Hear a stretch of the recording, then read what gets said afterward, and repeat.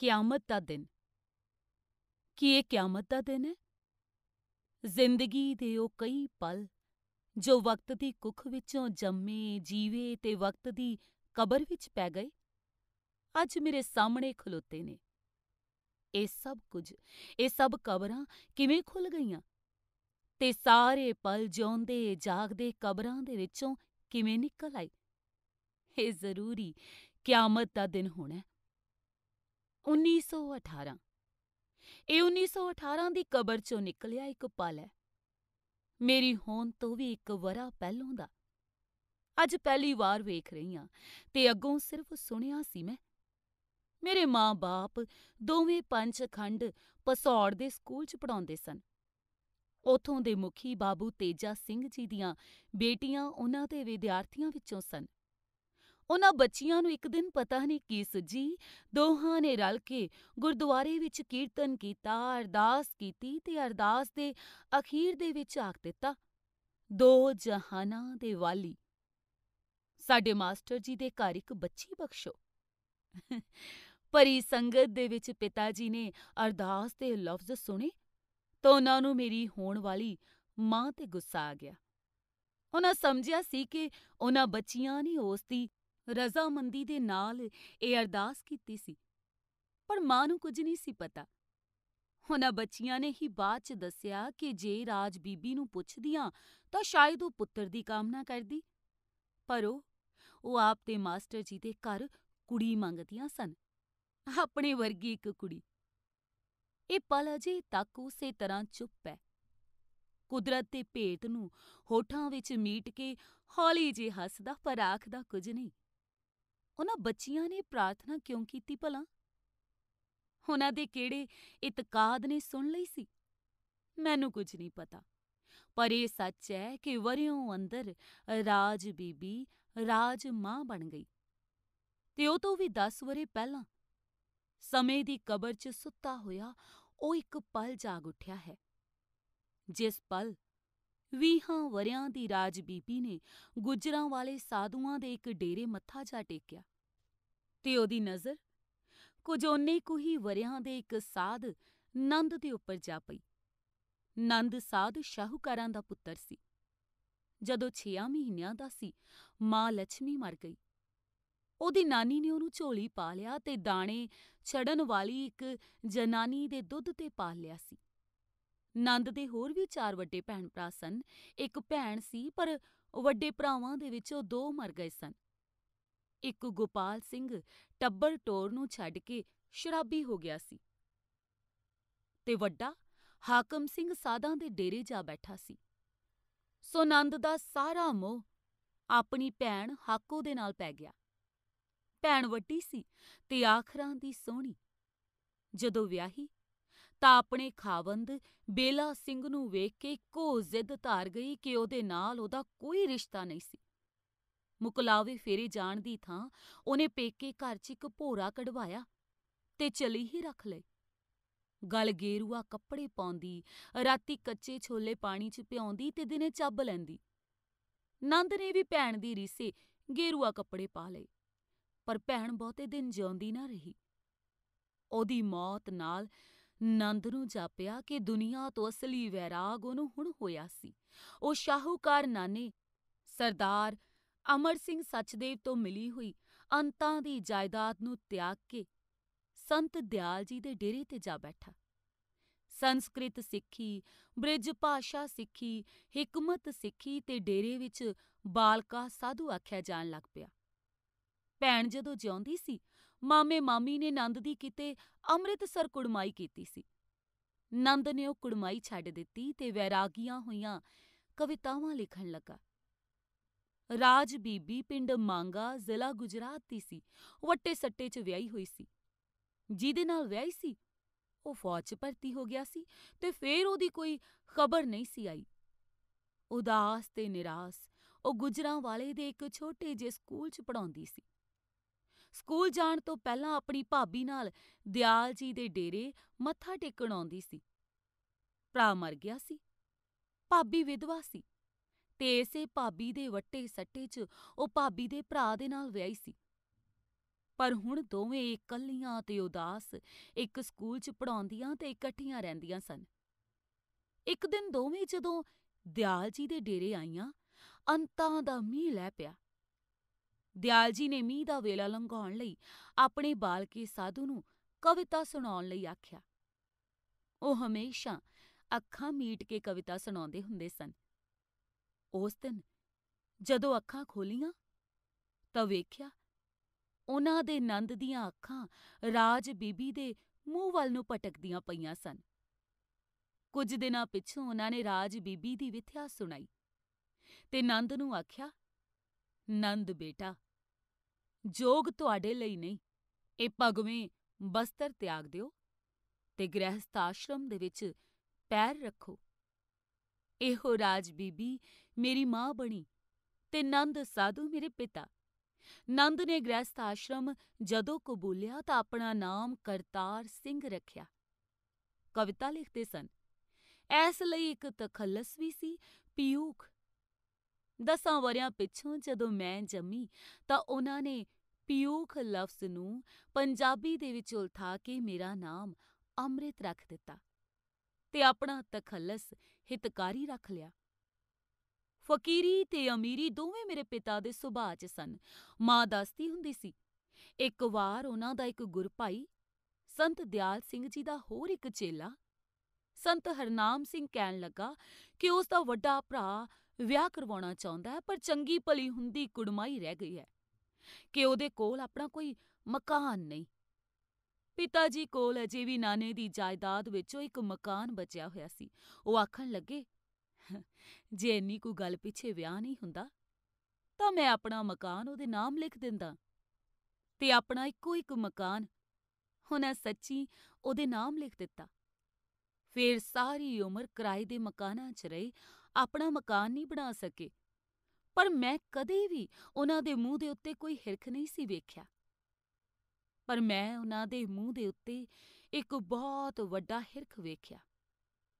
10 ਕੁ ਵਰ੍ਹਿਆਂ ਦੀ ਸਾਂ ਮੈਂ, ਜਦੋਂ ਮਾਂ ਮਰ ਗਈ। ਉਹ ਜ਼ਿੰਦਗੀ ਤੋਂ ਫੇਰ ਵਿਰਕਤ ਹੋ ਗਏ, ਪਰ ਮੈਂ ਉਹਨਾਂ ਲਈ ਇੱਕ ਬਹੁਤ ਵੱਡਾ ਬੰਧਨ ਸਾਂ। ਮੋਹ ਤੇ ਵੈਰਾਗ ਦੋਵੇਂ ਉਹਨਾਂ ਨੂੰ ਇੱਕ ਦੂਜੀ ਤੋਂ ਮੁਖਾਲਫ ਦਿਸ਼ਾ ਵੱਲ ਖਿੱਚਦੇ। ਕਈ ਪਲ ਅਜਿਹੇ ਵੀ ਆਉਂਦੇ ਮੈਂ ਵਿਲਕ ਪੈਂਦੀ, ਪਤਾ ਨਹੀਂ ਸੀ ਲੱਗਦਾ ਮੈਂ ਉਹਨਾਂ ਨੂੰ ਮਨਜ਼ੂਰ ਸਾਂ ਕਿ ਨਾ ਮਨਜ਼ੂਰ। ਆਪਣੀ ਹੋਂਦ ਇੱਕੋ ਸਮੇਂ ਚਾਹੀ ਤੇ ਅਣਚਾਹੀ ਲੱਗਦੀ। ਕਾਫੀਏ ਰਦੀਫ ਦਾ ਹਿਸਾਬ ਸਮਝਾ ਕੇ ਪਿਤਾ ਨੇ ਚਾਹਿਆ ਸੀ ਕਿ ਮੈਂ ਲਿਖਾਂ। ਲਿਖਦੀ ਰਹੀ। ਮੇਰਾ ਖਿਆਲ ਹੈ ਪਿਤਾ ਦੀ ਨਜ਼ਰ 'ਚ ਜਿੰਨੀ ਕੁ ਅਣਚਾਹੀ ਸਾਂ, ਉਹ ਵੀ ਬਸ ਉਹਨਾਂ ਚਾਹੀ ਬਣਨ ਦੇ ਲਈ। ਪਹਿਲਾ ਸੁਪਨਾ। ਮੁੜ ਕੇ ਕੋਈ ਪਾਣੀ ਦਾ ਕੰਢਾ ਦਿਸਦਾ ਸੀ, ਜਿੱਥੇ ਉੱਚਾ ਉੱਚਾ ਸਰਕੜਾ ਉੱਗਿਆ ਹੁੰਦਾ ਸੀ। ਮੈਂ ਆਪਣੇ ਹਾਣ ਦੀਆਂ ਛੋਟੀਆਂ ਛੋਟੀਆਂ ਕੁੜੀਆਂ ਦੇ ਨਾਲ ਉੱਥੇ ਖਲੋਤੀ ਹੁੰਦੀ ਤੇ ਉੱਥੇ ਕੋਈ ਆ ਜਾਂਦਾ। ਅਸੀਂ ਸਾਰੇ ਰਲ ਕੇ ਲੁਕਣ ਮੀਟੀ ਖੇਡਦੇ। ਉਹਦੇ ਸਿਰ ਜਦੋਂ ਮੀਟੀ ਆ ਜਾਂਦੀ, ਅਸੀਂ ਸਾਰੀਆਂ ਕੁੜੀਆਂ ਸਰਕੜੇ 'ਚ ਜਿੱਥੇ ਥਾਂ ਲੱਭਦੀ ਉੱਥੇ ਲੁਕ ਜਾਂਦੀਆਂ। ਸਾਰੀਆਂ ਸੋਚਦੀਆਂ ਹੋਣਗੀਆਂ ਕਿ ਉਹ ਖੇਡ ਵਿੱਚ ਕਿਸੇ ਨੂੰ ਪਕੜਾਈ ਨਾ ਦੇਣ। ਪਰ ਮੇਰੇ ਸੁਪਨੇ 'ਚ ਗੱਲ ਉਲਟੀ ਹੁੰਦੀ ਸੀ। ਉੱਚੇ ਉੱਚੇ ਸਰਕੜੇ ਵਿੱਚ ਲੁਕੀ ਦਾ ਦਿਲ ਧੜਕਦਾ ਰਹਿੰਦਾ। ਮੈਂ ਸੋਚਦੀ ਉਹ ਹੋਰ ਕਿਸੇ ਨੂੰ ਨਾ ਲੱਭੇ, ਮੈਨੂੰ ਲੱਭ ਲਵੇ, ਮੈਂ ਉਹਨੂੰ ਪਕੜਾਈ ਦੇ ਜਾਵਾਂ। ਤੇ ਫੇਰ ਉਹ ਸੱਚੀ ਮੁੱਚੀ ਉੱਥੇ ਆ ਜਾਂਦਾ ਜਿੱਥੇ ਮੈਂ ਲੁਕੀ ਹੁੰਦੀ ਤੇ ਆਖਦਾ, ਵੇਖ ਮੈਂ ਤੈਨੂੰ ਲੱਭ ਲਿਆ। ਠੀਕ ਉਸੇ ਵੇਲੇ ਜਿਸ ਵੇਲੇ ਉਹ ਮੇਰਾ ਹੱਥ ਫੜ ਰਿਹਾ ਹੁੰਦਾ ਤੇ ਮੇਰੀ ਸਾਰੀ ਜਾਨ ਮੇਰੇ ਹੱਥ ਦੇ ਵਿੱਚ ਧੜਕ ਰਹੀ ਹੁੰਦੀ, ਮੈਨੂੰ ਜਾਗ ਆ ਜਾਂਦੀ। ਇਹ ਸੁਪਨਾ ਕਰੀਬ ਰੋਜ਼ ਆਉਂਦਾ ਸੀ ਤੇ ਉਹ ਮੀਟੀ ਦੇਣ ਵਾਲਾ ਪਤਾ ਨਹੀਂ ਕੌਣ ਸੀ। ਹੋਣੀ ਦਾ ਪਰਛਾਵਾਂ। ਘਰ ਵਿੱਚ ਤਾਂ ਨਹੀਂ, ਪਰ ਚੌਂਕੇ ਦੇ ਵਿੱਚ ਨਾਨੀ ਦਾ ਰਾਜ ਹੁੰਦਾ ਸੀ। ਸਭ ਤੋਂ ਪਹਿਲੀ ਬਗਾਵਤ ਮੈਂ ਉਹਦੇ ਰਾਜ 'ਚ ਕੀਤੀ ਸੀ। ਵੇਖਦੀ ਸਾਂ ਕਿ ਚੌਂਕੇ ਦੀ ਇੱਕ ਪਰਛੱਤੀ ਦੇ ਉੱਤੇ 3 ਗਲਾਸ ਬਾਕੀ ਭਾਂਡਿਆਂ ਦੇ ਨਾਲੋਂ ਛੇਕੇ ਹੋਏ ਹਮੇਸ਼ਾ ਇੱਕ ਗੁੱਠ 'ਚ ਪਏ ਰਹਿੰਦੇ ਸਨ।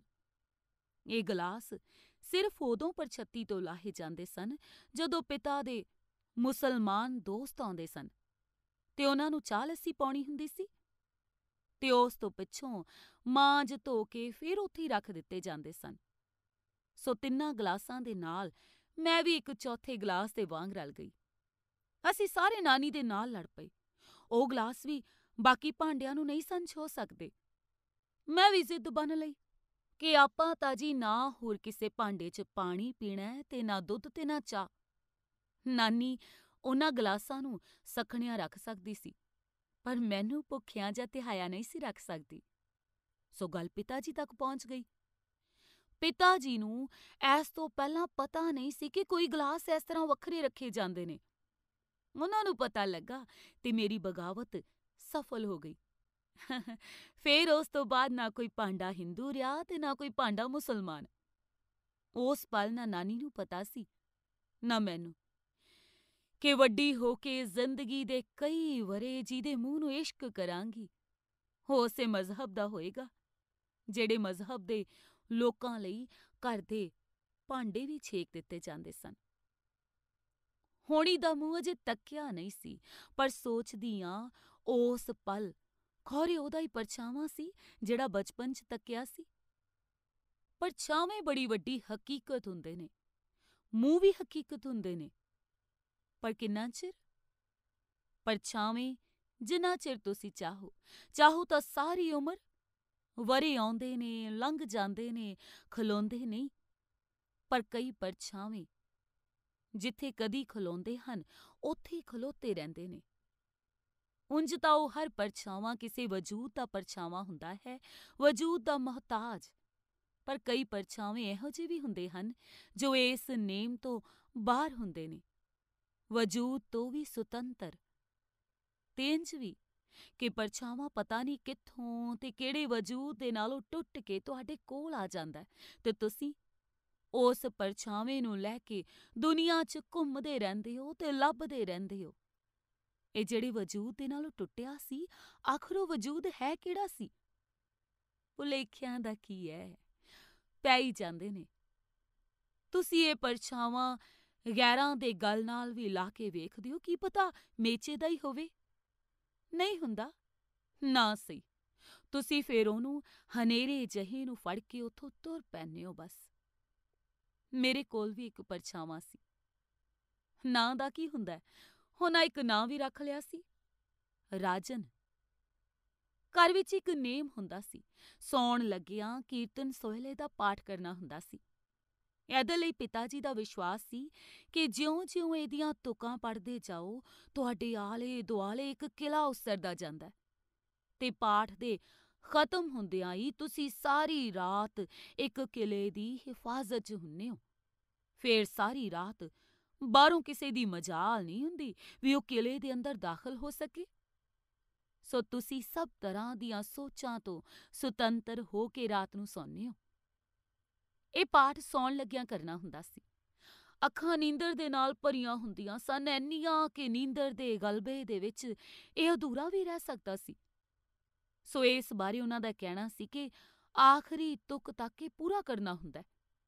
ਜੇ ਆਖਰੀ ਤੁਕਾਂ ਵੀ ਛੁਟਕ ਜਾਣ ਤਾਂ ਕਿਲ੍ਹਾਬੰਦੀ ਦੇ ਵਿੱਚ ਕੋਈ ਵਿੱਥ ਵਿਰਲ ਰਹਿ ਜਾਂਦੀ ਹੈ, ਜਿਸ ਲਈ ਉਹ ਪੂਰੀ ਹਿਫਾਜ਼ਤ ਨਹੀਂ ਦੇ ਸਕਦਾ ਫਿਰ। ਸੋ ਆਖਰੀ ਤੁਕ ਤੀਕਰ ਇਹ ਪਾਠ ਕਰਨਾ ਬੜਾ ਜ਼ਰੂਰੀ ਹੁੰਦਾ ਸੀ। ਬੱਚੀ ਸਾਂ, ਬੜੀ ਫਿਕਰ ਹੋਈ ਕਿ ਇਸ ਪਾਠ ਤੋਂ ਬਾਅਦ ਮੇਰੇ ਦੁਆਲੇ ਕਿਲ੍ਹਾ ਉਸਰ ਜਾਏਗਾ ਤੇ ਫੇਰ ਰਾਜਨ ਮੇਰੇ ਸੁਪਨੇ 'ਚ ਕਿਸ ਤਰ੍ਹਾਂ ਆਏਗਾ? ਮੈਂ ਕਿਲ੍ਹੇ ਦੇ ਅੰਦਰ ਹੋਵਾਂਗੀ, ਉਹ ਕਿਲ੍ਹੇ ਦੇ ਬਾਹਰ ਰਹਿ ਜਾਏਗਾ। ਮੈਂ ਸੋਚਿਆ, ਪਾਠ ਤੇ ਮੂੰਹ ਜ਼ੁਬਾਨੀ ਚੇਤੇ ਹੈ, ਆਪਣੀ ਮੰਜੀ ਤੇ ਬਹਿ ਕੇ ਹੌਲੀ ਜਿਹੇ ਕਰਨਾ। ਮੈਂ ਚੇਤੇ ਦੇ ਨਾਲ ਇਹਦੀਆਂ ਕੁਝ ਤੁਕਾਂ ਛੱਡ ਜਾਇਆ ਕਰਾਂਗੀ। ਕਿਲ੍ਹਾ ਪੂਰੀ ਤਰ੍ਹਾਂ ਬੰਦ ਹੀ ਨਹੀਂ ਹੋਏਗਾ ਤੇ ਉਹ ਖੁੱਲ੍ਹੀ ਰਹਿ ਗਈ ਥਾਂ ਦੇ ਵਿੱਚੋਂ ਲੰਘ ਆਇਆ ਕਰੇਗਾ। ਪਰ ਪਿਤਾ ਜੀ ਨੇ ਇਹਦਾ ਨੇਮ ਤੇ ਇਹਦਾ ਰੂਪ ਬਦਲ ਦਿੱਤਾ। ਇਹਦੀ ਥਾਂ ਸਭ ਆਪੋ ਆਪਣੀ ਮੰਜੀ ਦੇ ਉੱਤੇ ਬਹਿ ਕੇ ਆਪੋ ਆਪਣਾ ਪਾਠ ਕਰਨ। ਉਹਨਾਂ ਨੇ ਨੇਮ ਬਣਾ ਦਿੱਤਾ ਕਿ ਮੈਂ ਮੰਜੀ ਉੱਤੇ ਉਹਨਾਂ ਦੀ ਤੇ ਬੈਠ ਕੇ ਉੱਚੀ-ਉੱਚੀ ਪਾਠ ਕਰਾਂਗੀ ਤੇ ਸਭ ਆਪੋ ਆਪਣੀ ਮੰਜੀ ਤੇ ਬਹਿ ਕੇ ਉਹਨੂੰ ਸੁਣਨਗੇ। ਇਹ ਸ਼ਾਇਦ ਇਸ ਲਈ ਕਿ ਦੂਰ ਦੇ ਰਿਸ਼ਤੇ ਵਿੱਚੋਂ ਇੱਕ ਲੜਕਾ ਤੇ ਇੱਕ ਛੋਟੀ ਬੱਚੀ ਪਿਤਾ ਜੀ ਦੇ ਕੋਲ ਰਹਿੰਦੇ ਤੇ ਪੜ੍ਹਦੇ ਸਨ ਤੇ ਉਸ ਛੋਟੀ ਬੱਚੀ ਨੂੰ ਇਹ ਪਾਠ ਯਾਦ ਨਹੀਂ ਸੀ ਹੁੰਦਾ, ਸੋ ਪਾਠ ਦੀ ਕੋਈ ਸਤਰ ਛੱਡੀ ਵੀ ਨਹੀਂ ਸੀ ਜਾ ਸਕਦੀ। ਇੱਕ ਦੋ ਵਾਰੀ ਛੱਡਣ ਦੀ ਕੋਸ਼ਿਸ਼ ਵੀ ਕੀਤੀ, ਪਰ ਪਿਤਾ ਜੀ ਨੇ ਭੁੱਲ ਦੀ ਸੋਧ ਕਰਵਾ ਦਿੱਤੀ। ਉਹ ਸਤਰਾਂ ਵੀ ਪੜ੍ਹਵਾ ਦਿੱਤੀਆਂ। ਫੇਰ ਬੜੀਆਂ ਸੋਚਾਂ ਪਿੱਛੋਂ ਹੱਲ ਲੱਭਿਆ ਕਿ ਕੀਰਤਨ ਸੋਹਿਲੇ ਦਾ ਪਾਠ ਕਰਨ ਤੋਂ ਪਹਿਲਾਂ ਮੈਂ ਰਾਜਨ ਨੂੰ ਚਿਤਵ ਕੇ ਆਪਣੇ ਕੋਲ ਬੁਲਾ ਲਿਆ ਕਰਾਂ। ਉਹ ਕਿਲ੍ਹੇ ਦੀਆਂ ਕੰਧਾਂ ਉਸਰਨ ਤੋਂ ਪਹਿਲਾਂ ਹੀ ਕਿਲ੍ਹੇ ਦੇ ਅੰਦਰ ਆ ਜਾਇਆ ਕਰੇ।